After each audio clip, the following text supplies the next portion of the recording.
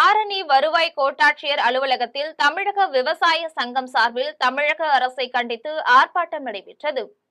திருவண்ணாமலை மாவட்டம் ஆரணி வருவாய் கோட்டாட்சியர் அலுவலகத்தில் தமிழக விவசாய சங்கம் சார்பில் ஆர்ப்பாட்டம் நடைபெற்றது. இதில் மாவட்ட தலைவர் புருஷோத்தமன் தலைமையில் இடி மின்னல் தாக்கியதில் உயிரிழந்த விவசாயிகள் ஏழுமலை மற்றும் வேண்டா ஆகியோர் படத்திற்கு மலர் தூவி அஞ்சலி செலுத்தினர். பின்னர் திமுக அரசின் கவன ஈர்க்கும் வகையில் கோஷங்கள் எழுப்பி ஆர்ப்பாட்டத்தில் ஈடுபட்டனர். இதில் விவசாயிகள் மரணங்களை இந்த அரசு தடுக்க வேண்டும் என்றும், விவசாயிகளின் வேளாண் உற்பத்தி பொருட்களுக்கு உரிய விலை கிடைக்க வேண்டும், விவசாயிகள் உயிரிழந்தால் 10 லட்சம் ரூபாய் அரசு வழங்க வேண்டும் உள்ளிட்ட கோரிக்கைகளை வலியுறுத்தினர். இதில் 50க்கும் மேற்பட்ட விவசாயிகள் கலந்து கொண்டனர். தமிழ்நாட்டில் 1968 உழவர்கள் தற்கொலை செய்து கொண்டதாக தேசிய குற்றப்புலனாய்வு ஆணையம் செய்தியில் சொல்லுது.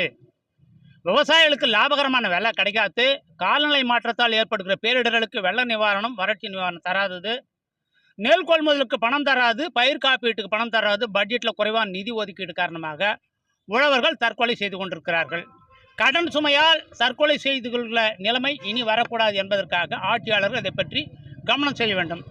கடந்த அக்டோபர் மாதம் 16ஆம் தேதி ஆரணி தாலுக்கா சென்னாத்தூர் லாடவரம் கிராமத்தில் ஏழுமலை என்கிற ஒரு இளைஞர் பசுமாடை ஓட்டின்னு வர போனார். மின்னல் தாக்கி இறந்தார். பத்தியவாடியில் வேண்டா என்கிற பெண் கலகா செடி பிடிக்கிட்டு வந்தாங்க. மழையில் மருத்துவரும் ஒதுங்கும் போது இடி தாங்கி செத்தாங்க. இவங்களுக்கு தமிழக அரசு 5 லட்சம் அறிவிச்சிருந்து போதா.